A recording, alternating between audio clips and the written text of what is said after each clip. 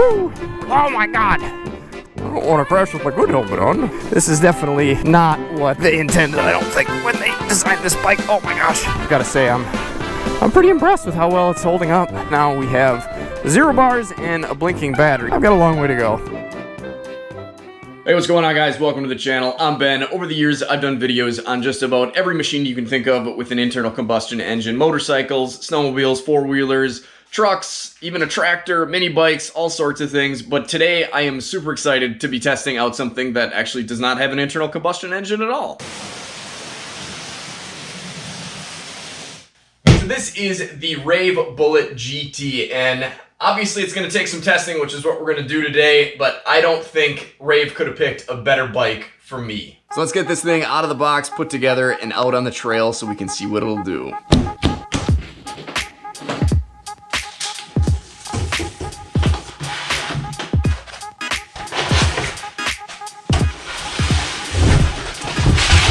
That seems like it did just fine in shipping so far anyways. I haven't noticed any issues. It's definitely packed up nicely. I'll get all of this packaging stuff removed and we'll see what we've got here.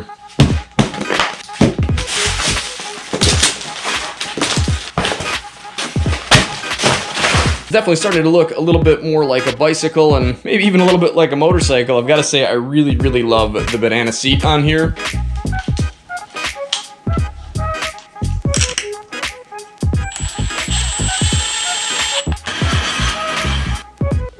How cool are these little brake calipers on here? I was really pretty impressed by these things. My TW200 still has a drum in the rear, and look at what we've got on this. Pretty sweet. Let's see what we've got in here. It's like front fender. Crazy looking headlight. That is awesome. Manual and some other miscellaneous parts. Pedals. And the all-important charger for the battery.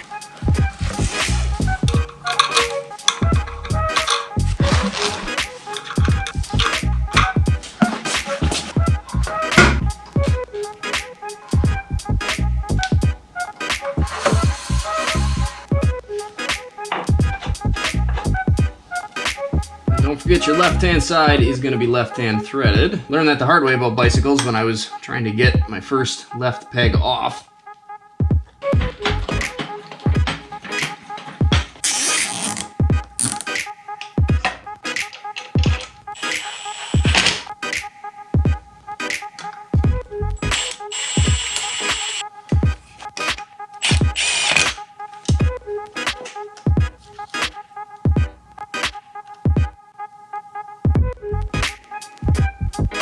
Well, these aren't quite as aggressive as I had hoped, but it looks like there's definitely some tread there that should help us hang on a little bit. I guess this isn't quite as heavy as a regular dual sport motorcycle like I'm used to riding, so maybe we don't need anything more than those knobbies. But I'll get this thing charged up to 100% and we'll take it out and see if that's the case.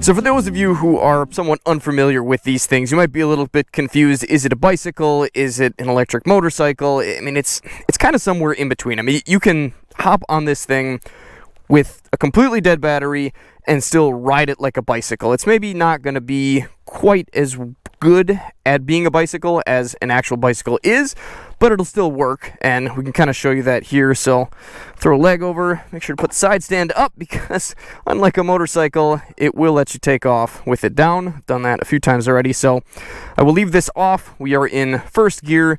We've got the Shimano 7-speed on here, so pretty similar to your pedal bike that you had. Gets going, I would say, fairly easy. I mean, I would not want to do any intense off-road riding on this bike using it as a bicycle, but it will work. to go up a gear, we'll click that and pop into second for us. And basically the gears on the back are now shifting every time I do this. I should probably be pedaling a little faster, but 7th gear, still possible to get yourself home. Probably only doing maybe 10 miles an hour though, if that. So then we'll drop her back down into first. We'll get onto the exciting part here and turn this on. So this is going to tell us how far we've gone, how fast we're going, and then what speed assist setting we've got here. So 1, 2, or 3. We'll do a, I guess, 0 to 28, and we'll see how fast we can do it. So let's start the timer. We'll keep the camera on here, and starting first, and we'll see how fast we can do this with minimal assistance for me. So it takes a second, then the electric motor kicks in. Really no need for gears at this point. I'm doing very little, kind of intentionally, because obviously I could test how fast I can make my pedal bike go, but that's not the point of this.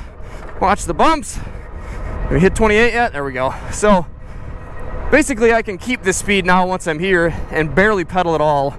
And I mean, you can kind of feel if you go fast enough that you're actually engaging the gears, but for the most part it's just using your sort of lackadaisical leg movement as a trigger to tell the electric motor to kick in, which is actually in that back spool. So you can completely stop and use the throttle instead, which is a bit slower actually. And I don't know what the thinking behind that is, if it's energy savings or what the deal is.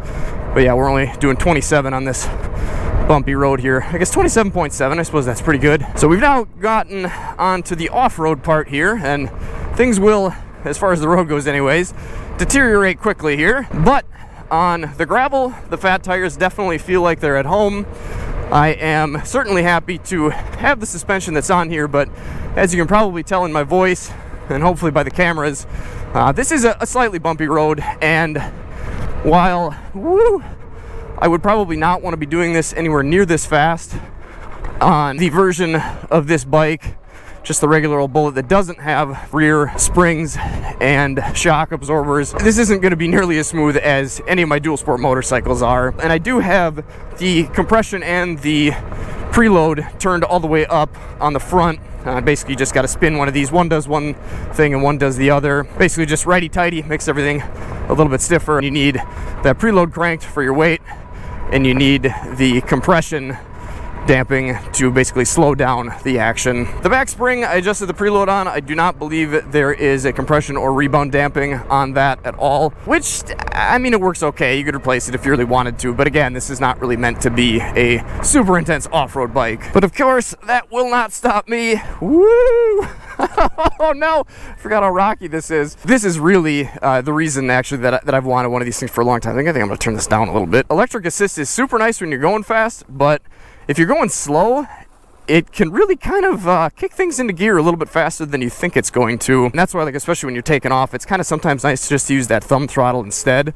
It's a little bit more easygoing and easy roll on tight power. Oh my gosh! I do kind of find that when you go up hills, it doesn't really have enough power to carry you up them like a motorcycle would. And you guys will hear me comparing this to a motorcycle a lot. I don't know if that's right or wrong. That's just kind of my frame of reference. That's what I'm used to. I haven't put miles on an actual bicycle in a long time, where if you guys watch the channel, obviously I ride dual sport motorcycles all the time. So I apologize for that, sort of, unless you're kind of looking to do what I'm doing here, which is basically get something that's still similar to a motorcycle, but yet has a lot more riding opportunities. The pedal assist, though, like I said, it's not going to carry you up the hill like a motorcycle would. I mean, those you just basically crack the throttle or gear down one. Now, of course, you could, crack the throttle and gear down in here, but most of the time you're kind of running at full throttle anyway, so you just don't really have a reserve of power to tap into. Woo! And as much as I'm groaning and grunting, I would have to say that, especially with the big fat tires and the springs between me and the tires, this thing actually really does ride pretty smooth in here. It's hard to see with all the grass, but this is a pretty bumpy trail.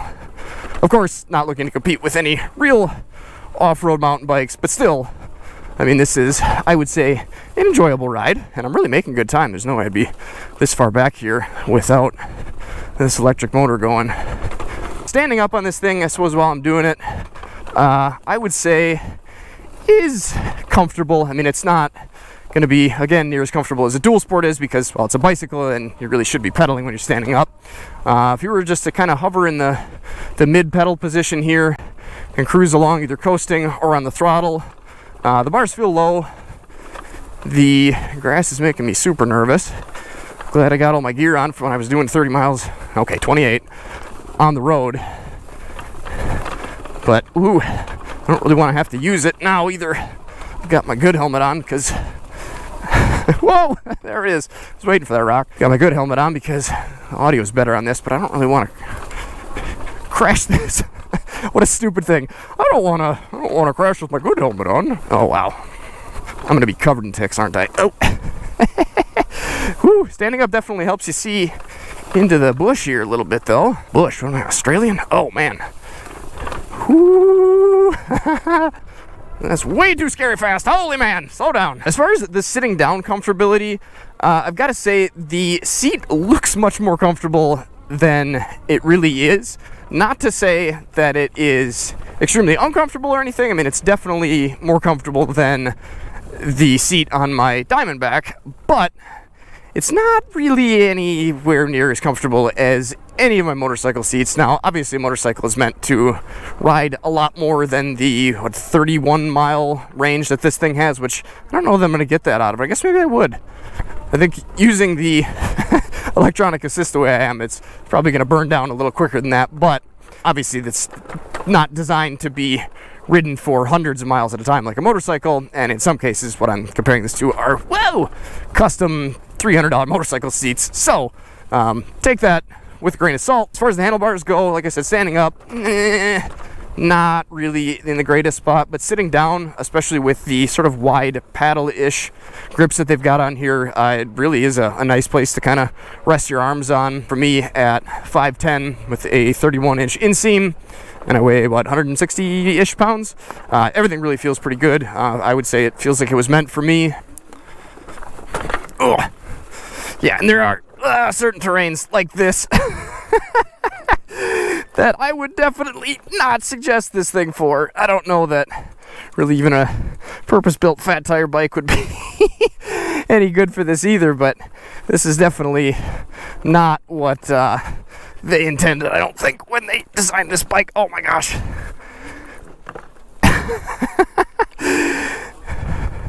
Doesn't mean we can't try it out though, right? Oh man. Woo. There's the singing hydraulic brakes. I don't know if it'll do it in here. I think it just maybe needs to get broke in a little bit, but the front one seems to really like to howl after you use it. And I think that maybe that's, whoa, just the pads needing to be worn in a little bit. The brakes actually do work well. We can do a test on the road. Not bad. These are actually hydraulic brakes, and when I first saw that, I thought, that's got to be a translation issue. There's no way there's hydraulic brakes on a bicycle. But, woo, I was really surprised to realize that these actually are reservoirs up here, and they say mineral oil on them, which, I don't know, it must not be the type of mineral oil that I'm thinking of. I guess maybe it is, I don't know. Let's see how it does on something that's actually made for bicycles.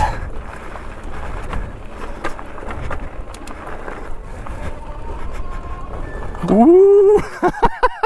Dual sport skill set doesn't quite transfer over here.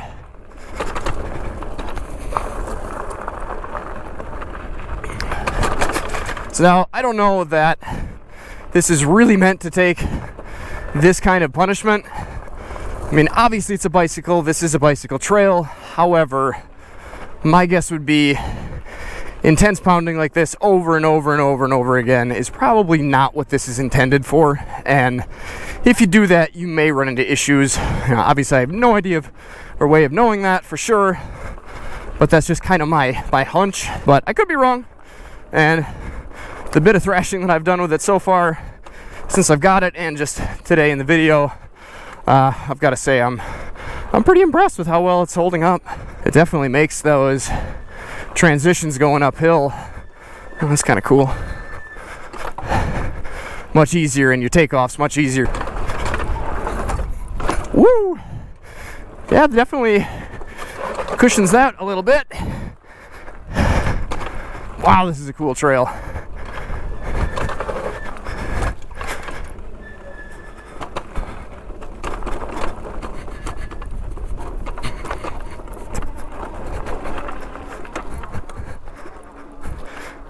Big hills. It's definitely nice to have that, even though it, like I said, doesn't necessarily rocket you up the trail. Certainly makes it a lot easier for somebody who's not exactly in peak bicycling shape, like myself. Woo! And I suppose I should mention that as soon as you tap the brakes, it does kill the electric motor until you give it a signal to go ahead again. Woo! And I definitely have felt it sort of almost get away from me a couple times, because it just kind of seems to carry on just a little bit after you stop giving it input, which, I mean, is kind of nice most of the time, unless you're coming up to a corner and you forget that part. But just like anything, it just kind of takes a little bit to sort of get used to. Whoa! Seems like the tires actually hang on pretty darn well. I think maybe something a little thinner or something with a deeper lug probably would have helped me out there. But obviously, if you don't know what you're doing, you are just gonna, oh my god, slip up once in a while and possibly lose traction with the front. It's just kind of part of riding. Now, one thing I've noticed about this that I don't really like is how small of a turning radius you've got, or how large of a turning radius I suppose it is. You really just, I don't know, cannot turn the bars nearly enough, or at least as near as much as I'm used to. So what have I put on since I left home? 20 miles, and we've got 1 bar left. I would say that's pretty good. Apparently, I shouldn't have said anything because now we have 0 bars and a blinking battery, so I don't know if that means I've actually lost power. No. Still doing a little bit, just not very much. So I've knocked it down to a 1 for power assist, and I can definitely feel that it does take a little bit of effort. I guess maybe we should go down a few gears. Still manageable. Again, a little off shape. Legs are a little tired, but I think if we turn this down to 0, yeah, we're going to turn it back to 1. I've got a long way to go. Now, as cool as it's been to get out and enjoy the beautiful scenery during the day, there is something about night riding that I've just always loved. And luckily, all we've got to do is hold down the plus button, and this thing turns into a night riding machine. This has the most impressive bicycle headlight I think I've ever seen. The tail light is actually pretty impressive too. We've got the running light, and then we've got the actual brake light itself. For trail riding like this at night, man, I mean, this thing is awesome. What I've really been interested here, and the reason that I actually decided to come out and do this, is I wanted to see what this light did for me out on a trail like this. And I've got to say, I'm already kind of noticing some dead spots. I can't say that I would feel very comfortable coming out and doing this intense of trails at night, which honestly is probably just not a good idea altogether. But it is something that is at least possible. I'm gonna get friggin' lost out here. This is not a good idea. So what have we got on this thing for miles? 95.4. Most of that was me. I have kind of let a few members of the family take this out for a spin just to kind of get their take on it. I was actually just over at my parents' house, which is, I guess, the way I took almost about 20 miles to get there from my place. So definitely a bit of a ride. Honestly, a really pretty comfortable ride on this thing. I mean, I really never had to work too hard. The electronic assist on the way up hills, I mean, like I said, you're not going to rocket up the hills, but it definitely will help you get up those hills for sure. It definitely makes that a lot easier.